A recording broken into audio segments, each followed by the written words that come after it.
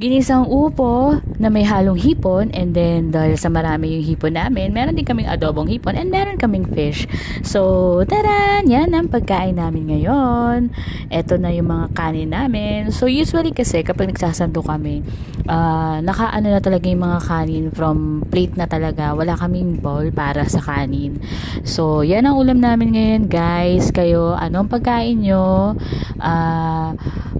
Kung meron kayong suggestion, comment nyo lang below. Follow me. And guys, pwede ako makatanggap ng stars ha. So yan, upo. Favorite ko yan ginisang upo. Napakasarap niyan, di ba? So bihira kami mag-ulam yan kasi hindi nila masyadong bet yan. Pero favorite ko yan, swerte, di ba? And then, adobong hipon na napakasarap. Favorite ko rin yan eh. Actually, lahat naman na niluluto namin, favorite ko. And then, itong fish. Then, meron kami Shanghai kasi natira yan eh. So, yun. May fish kami para sa mom and dad ko. Yun lang guys. Happy